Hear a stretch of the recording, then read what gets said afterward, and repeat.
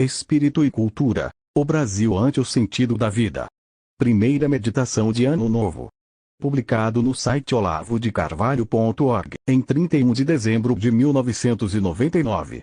Por vezes, do fundo obscuro da alma humana, soterrada de paixões e terrores, nasce um impulso de libertar-se da densa confusão dos tempos e erguer-se até um ponto onde seja possível enxergar, por cima do caos e das tormentas, dos prazeres e das dores, um pouco da harmonia cósmica ou mesmo, para além dela, um fragmento de luz da secreta ordem transcendente que, talvez, governa todas as coisas. É o impulso mais alto e mais nobre da alma humana. É dele que nascem todas as descobertas da sabedoria e das ciências, a possibilidade mesma da vida organizada em sociedade, a ordem, as leis, a religião, a moralidade, e mesmo, por refração, as criações da arte e da técnica que tornam a existência terrestre menos sofrida. Nenhum outro desejo humano, por mais legítimo, pode disputar-lhe a primazia, pois é dele que todos adquirem a cota de nobreza que possam ter, residindo mesmo aí o critério último da diferença entre o humano e o subhumano, ou anti-humano, e, por conseguinte, para além de toda controvérsia vã, a chave da distinção entre o bem e o mal. É bom o que nos eleva à consciência da ordem dos sentidos supremos, é mal o que dela nos afasta. Não tem outro significado o primeiro mandamento. Amar a Deus sobre todas as coisas. Acontece que a esse impulso fundamental corresponde um outro, derivado mas não menos forte. Aquele que leva o homem que entreviu a ordem e o sentido a desejar repartir com os outros homens um pouco daquilo que viu.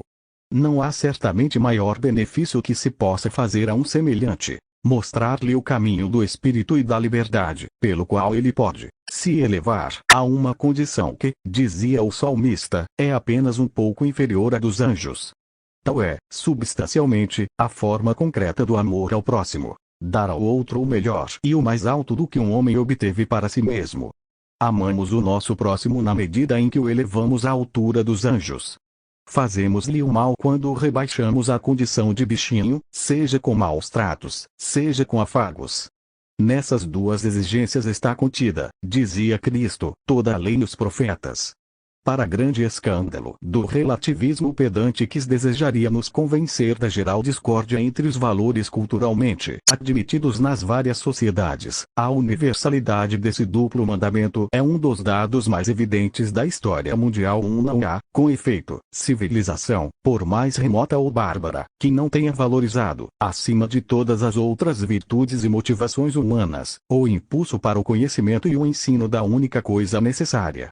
O prestígio universal do sacerdócio, no sentido amplo que Jolim Benda dava à palavra clerc, que inclui a presente classe dos intelectuais, é o mais patente sinal de que, por trás de toda a confusão aparente das línguas, a humanidade unânime tem plena consciência de uma hierarquia de valores que, se fosse questionada, suprimiria no ato a possibilidade mesma do questionamento, já que não se pode questionar um saber exceto em vista de um saber mais alto. Há observações gerais, suficientemente óbvias para só terem de ser lembradas explicitamente em situações de desorientação e confusão incomuns. Eu desejaria aqui dar alguns desenvolvimentos mais particularizados e mais ligados à existência histórica, concernente, de um lado, à cultura e à civilização, consideradas ainda em escala geral, de outro a presente e catastrófica situação da cultura brasileira.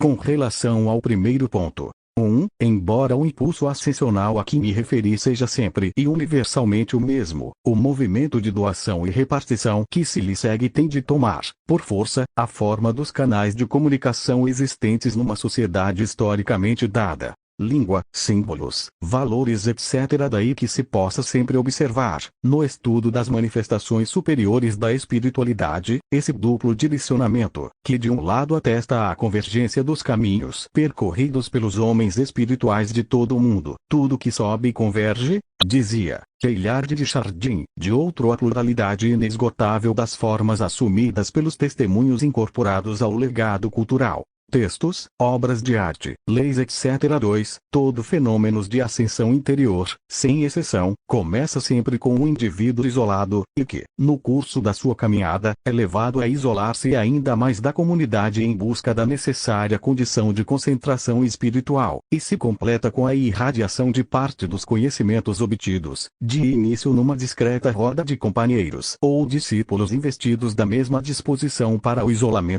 a concentração, em seguida em círculos cada vez maiores, até abranger comunidades, sociedades e civilizações inteiras. 3. No processo de irradiação, intervém a memória e o registro. De início transmitidos oralmente e sustentados pela presença e pelo exemplo do mestre, os ensinamentos não tardam a registrar-se, não raro sob a forma compacta de sentenças lacônicas ou de narrativas alusivas e simbólicas, ou grafismos, ou melodias, que constituirão um núcleo irradiante em torno do qual se formará, com o tempo, a cultura. Esta pode abranger desde simples repetições imitativas das formas originárias até uma infinidade de desenvolvimentos intelectualmente relevantes.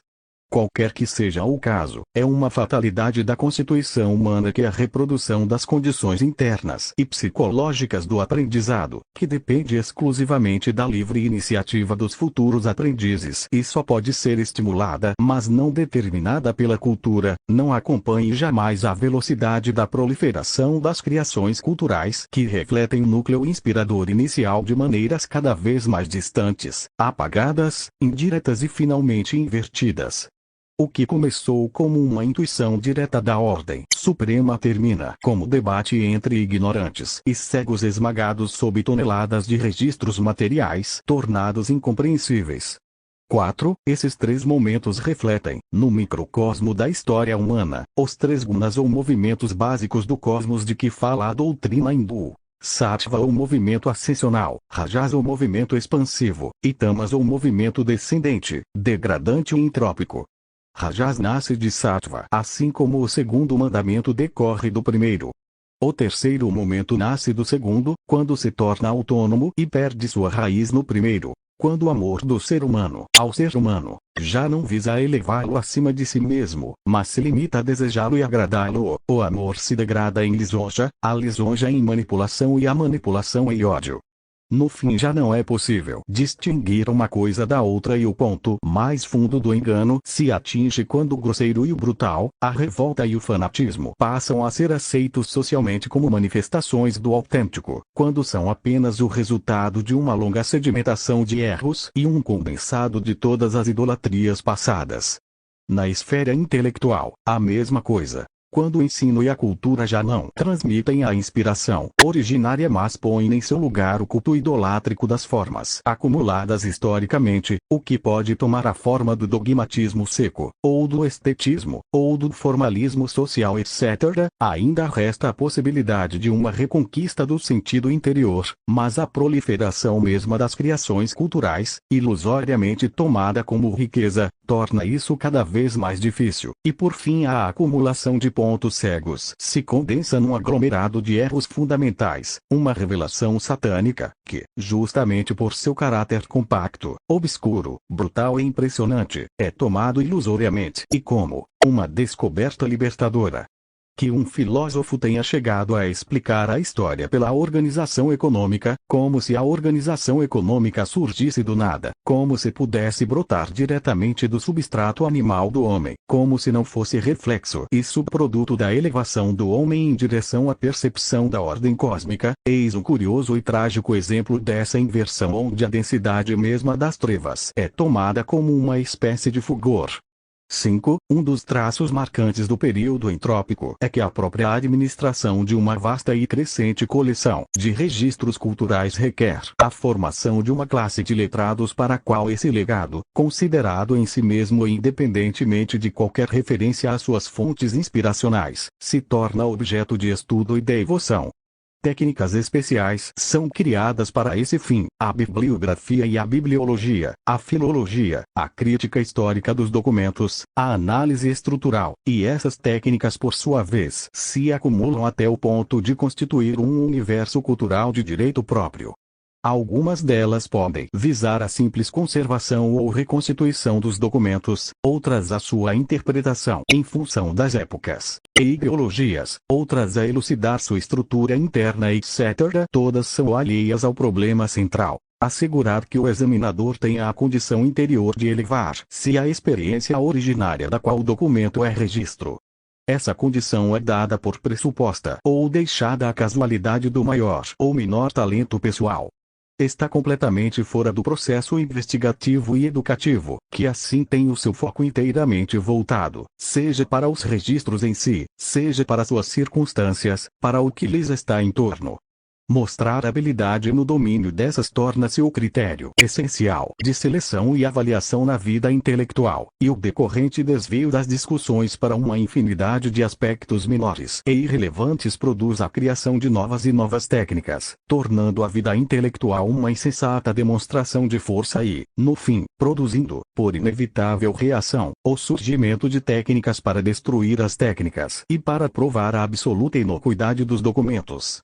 Com relação ao segundo ponto, isto é, a situação atual da cultura brasileira, o que é preciso enfatizar é o seguinte: 1. Em 500 anos de existência, a cultura deste país não deu ao mundo um único registro de experiência cognitiva originária.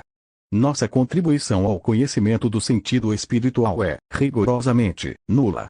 Não há nas correntes culturais do mundo um único símbolo, conceito, ideia ou palavra essencial ao conhecimento que tenha sido descoberta de um brasileiro. Toda a nossa produção cultural consiste apenas de prolongamentos e ecos de registros absorvidos de culturas estrangeiras.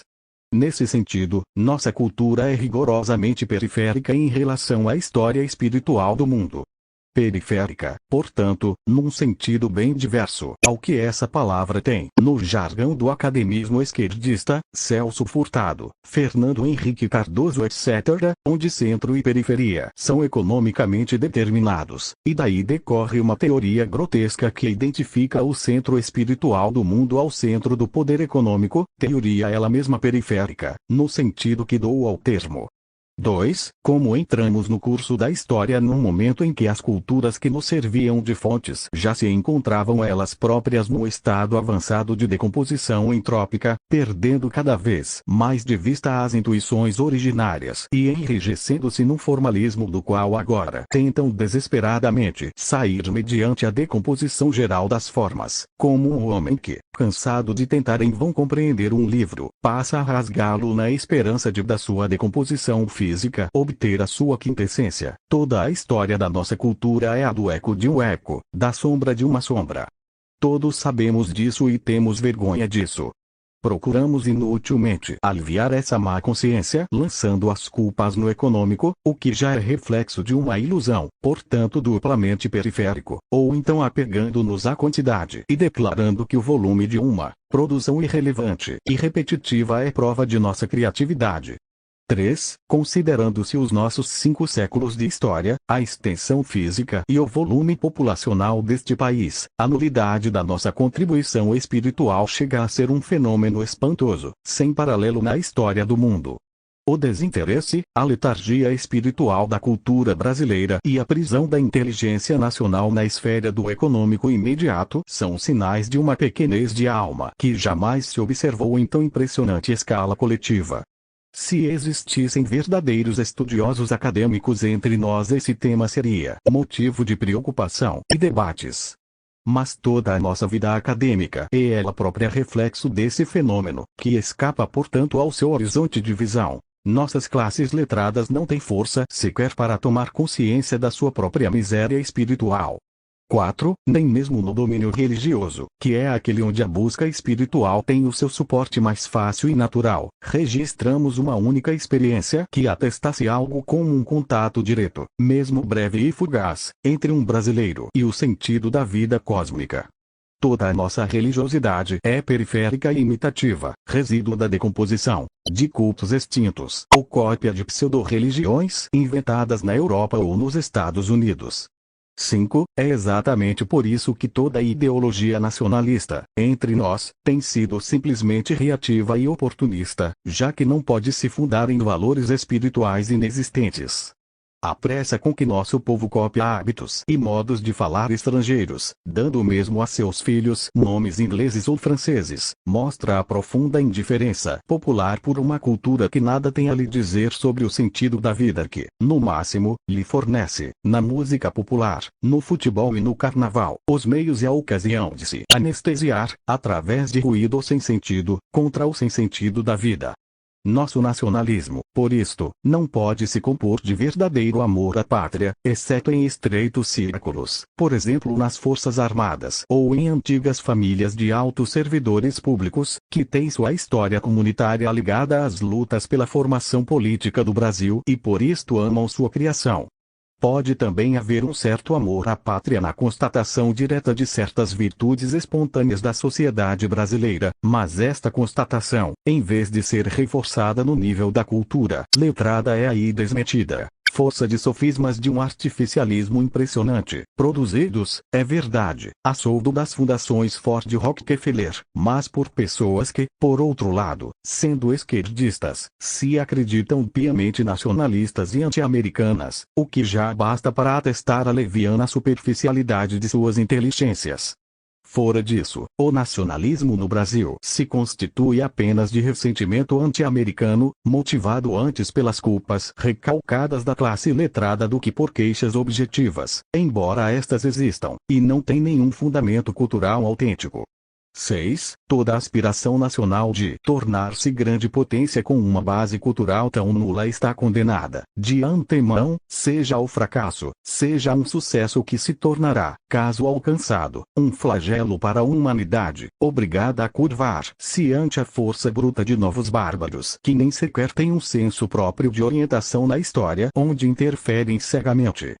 7. Todo patriotismo, aqui, é investimento num país imaginário e meramente possível, apenas toscamente prenunciado pelas virtudes populares espontâneas que mencionei, as quais aliás se dissolvem velozmente sob o impacto do discurso destrutivo que hoje é o ersatz de moralidade entre as nossas classes letradas.